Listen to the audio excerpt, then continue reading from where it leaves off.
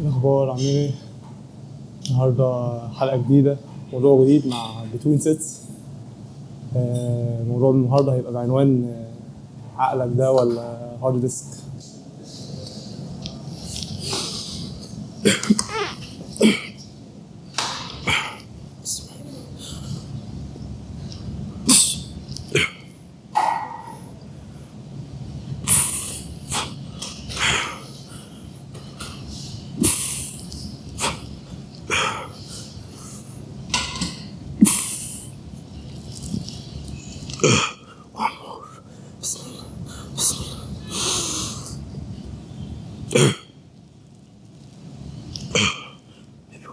من فترة كنت قريت مقولة كانت بتقول your mind is for having ideas not holding them.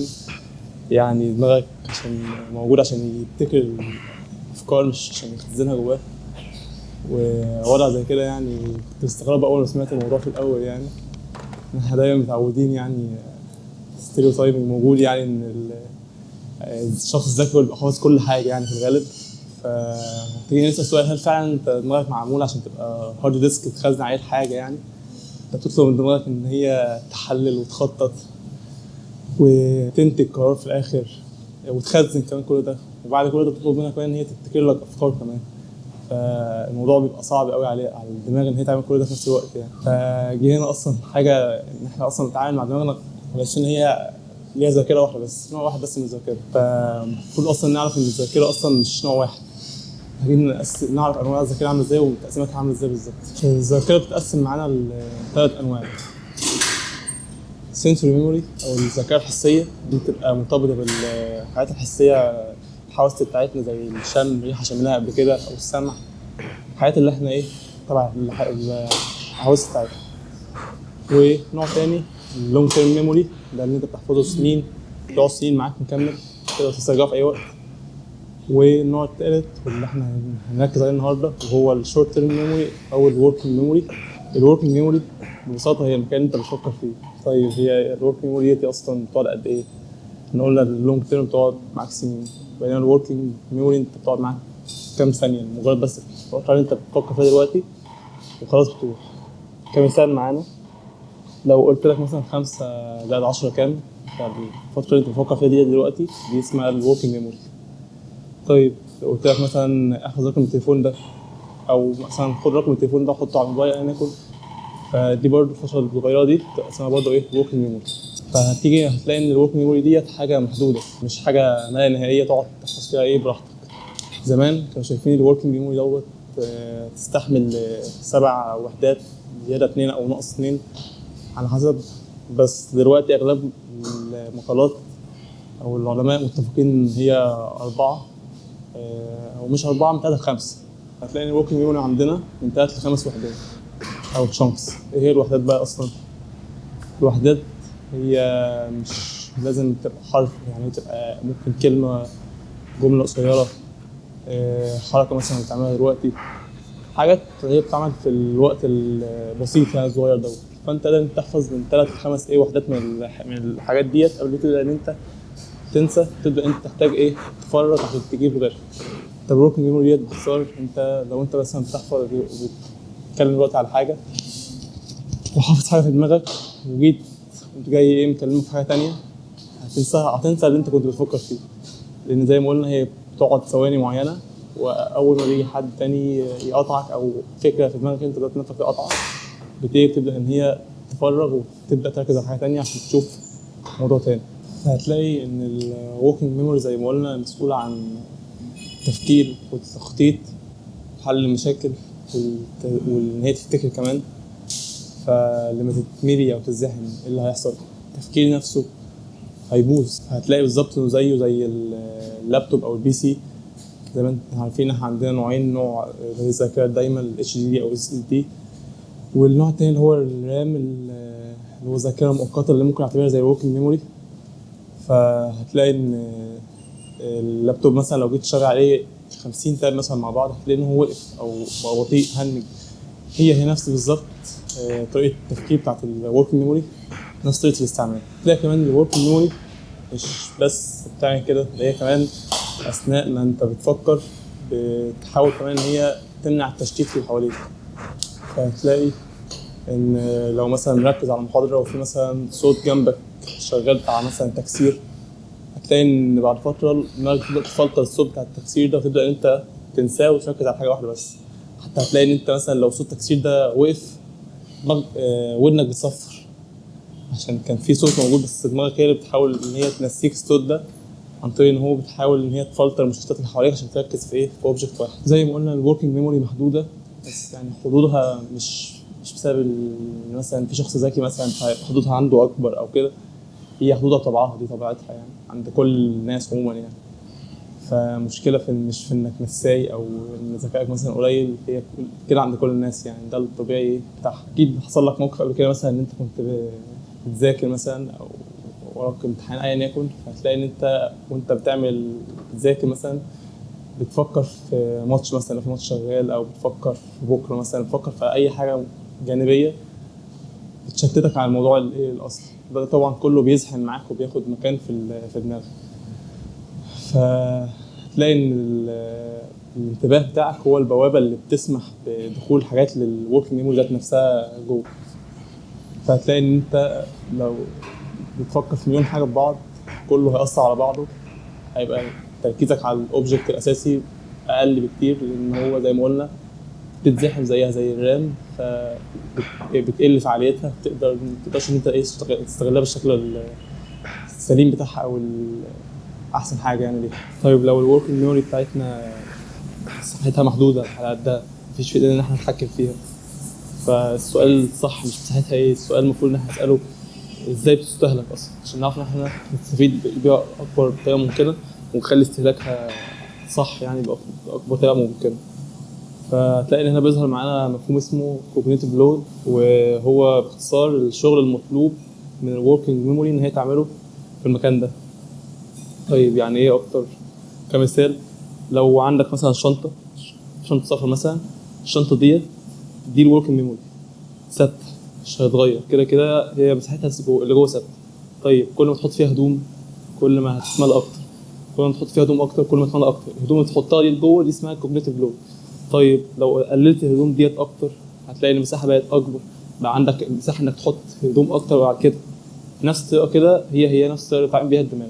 كل ما تحط افكار اكتر في الوركينج ميموري هتلاقي ان هي دماغك اتزحمت، مبقاش قادر انت تشتغل بنفس الفانكشن اللي كنت شغال بيها قبل كده، بس متفضي مساحه هتلاقي ان الكوجنيتيف لود بتاعك قل، فالوركينج ميموري بقى فيها مساحه اكبر تقدر انت تستغلها وتخليها ان هي تقدر تفكر او تبكر او تبدع على حسب ايه المهم اللي انت عاوزه.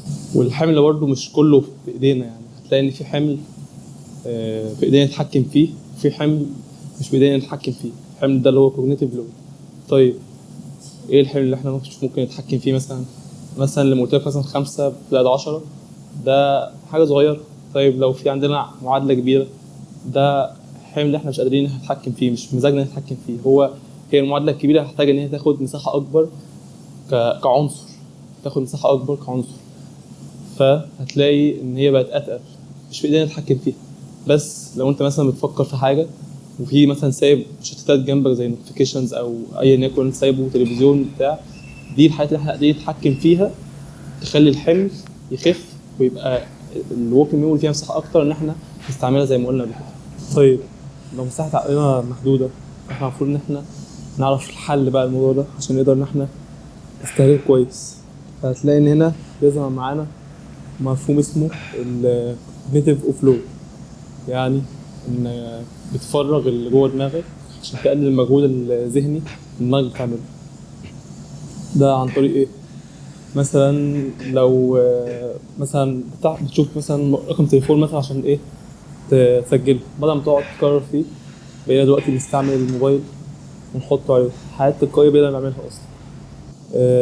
لسه طلبات مثلا، فانت بدل ما تقعد تحفظها لا تقوم جاي يكتبها، ده اسهل لك واحسن لك بكتير بدل ما تقعد تحفظ الحاجه. وعشان كده لو انت عاوز حاجه من بره تكتبها، بلاش انك تقعد تحفظها، لانك تقعد تحفظ حاجه من يعني هتعيق تشغيل دماغك اصلا. يعني تخيل تبقى ماشي مثلا في مشوار وشغال تكرر الحاجه دي عشان تثبت معاك ما تنساهاش، ما هو انت كده زحمت دماغك. انت ممكن ان انت في المشوار ده كان في مقوله بتقول، واحد بيقول ان هو ما كانش بيعترف بالفكرة إلا وهو بيعمل مجهود حركي وهو بيفكر فيها. لأن الأفكار دايما بتيجي وأنت بتتحرك، أنت بتمشي أو أنت بتعمل رياضة. فأنت مثلا رايح مشوار بتمشي، تأمل وودي نفسك دماغك فرصة إن هي تفكر وتنتج أفكار أحسن ما تبقى شغالة في حاجة على الفاضي. في كتاب أو مؤرخين أو شعراء بيبقى كان ليهم كتب الخواطر، بس الخواطر اللي هي بتيجي وهو قاعد كده يتأمل مع نفسه. فليه ما تديش نفسك فرصة إنك تبقى تكتب، يعني تعرف خواطرك وتاخدها، يمكن أكيد هتفيدك، مش يمكن، هي أكيد كده هتفيدك. يعني كتابة الحاجة مش بتعني إن أنت ذاكرتك ضعيفة أو إن أنت قليل أو تقل منك. بالعكس، أنت بتكون تعرف، أنت كده عارف حدودك، إنك عارف حدود الحاجة تقدر تستغلها بأحسن طريقة. أي حاجة عموما في الدنيا لو عارف حدودها تعرف تستغلها. بعدين أنت مش هينفع إنك تعرف حل المشكلة وأنت مش عارف إيه المشكلة أصلا. بداية الحل إنك تعرف المشكلة أصلا، أنت كده عرفت المشكلة هو فين، تبدأ بقى إن أنت تحلها بإن إحنا نتكلم فيه عشان تعرف أنت تستهلكه بطريقة كويسة. فلو جات لك فكرة اكتبها بدل ما تقعد إن أنت تفكر فيها وتحافظ بيها، كده تنساها. زي ما قلنا الموضوع عبارة عن شانكس، فأنت مليت زي ريندر كده، أنت مليت حتة، فالحتة ديت بتنطر غيرها بيروح ورا خلاص فبيختفي. فلازم تستغل الجزء اللي معاك كويس. جات لك فكرة اكتبها عشان تسيب مساحة لدماغك ينتج غيرها. فهتلاقي إن أنت بتستعمل إيدك وأنت مثلا بتشاور على مكان، بص مثلا على مكان وأنت بتوصفه، بتستعمل جسمك عموما. فدي كلها بتبقى انواع من الكوجنيتيف اوفلودنج، انت تقدر تستعملها عشان تخفف الحمل على دماغك شويه بدل ما يبدا كعبل كل حاجه جواه. طيب مننا نستعمل ورقه زي ما قلنا، نستعمل موبايل، نوت، جسمنا. فهتلاقي ان السؤال اصلا دماغنا بينتهي فين؟ هل بينتهي عند عقلنا فعلا ولا بينتهي فين بالظبط؟ يعني ليه نهايه اصلا؟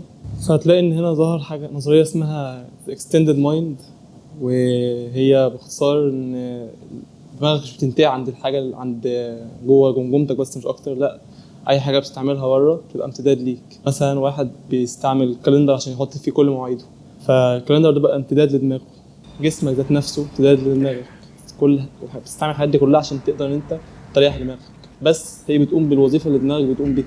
يبقى ده كله بيبقى امتداد لدماغك، مش بس مجرد طول بتساعدك خلاص. لو جيت مثلا عندك شخصين، واحد بيحفظ كل مواعيده والتاني بيستعمل كالندر عشان يحط مواعيده، وجيت اقول لك انهي اذكى فيهم، في الغالب تقول الاول، بس هو مش الاول. ما ينفعش تجزم في حاجه زي كده اصلا. ما ينفعش تقول التاني برضه، ان هي ليها كذا قياسات تانية يعني غير الموضوع ده. بس طالما التاني بيستعمل كالندر عشان يؤدي نفس النتيجه كده طالعه ثابته، فالاثنين نقدر نقول عليهم هو بيستعملوا مخهم كويس عادي. يعني الاول مش عاوز يريح دماغه، عاوز يستعملها، هو متعود على كده يستعملها هو في كل حاجه براحته. التاني قرر يريح دماغه ويديها مساحه، فبدا ان هو يستعمل تول، والتول دي بقت امتداد لدماغه. في النهايه طلعوا نفس النتيجه. فهتلاقي ان هما الاثنين واحد عادي، ما ينفعش تقول ان اول اذكى من الثاني. فهتلاقي ان زي ما قلنا your mind doesn't stop at your skull، بس يعني في كذا حاجه تانية امتداد ليه. ففي مقولة تانية كانت بتقول إن your mind perceives, your mind and remembers but sucks at all compared to a trusted system.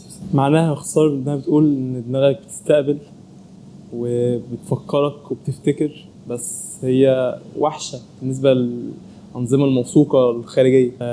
ليه استهلكها في حاجة كده وتعبها بما إن في حاجة تانية سهل لي زي ما قلنا قبل كده؟ طب ليه؟ تستعمل إيدك يعني تستهلكها في الحاجة اللي هي معمولة عشانها، زي ما قلنا في الأول إن هي تبتكر الأفكار مش تحتفظ بيها.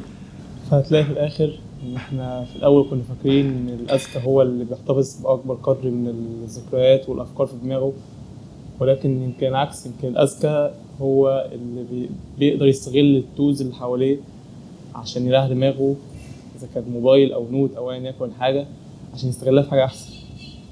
ولو فاكر المقولة اللي قلناها في أول فيديو your mind is for having ideas not holding them، تلاقي دلوقتي إن هي بقت منطقية أكتر. تلاقي إن فعلا إن إحنا دماغنا ما بتنتهيش عند جمجمتنا بس، بل دماغنا ليها امتداد كتير قوي زي ما شفناها.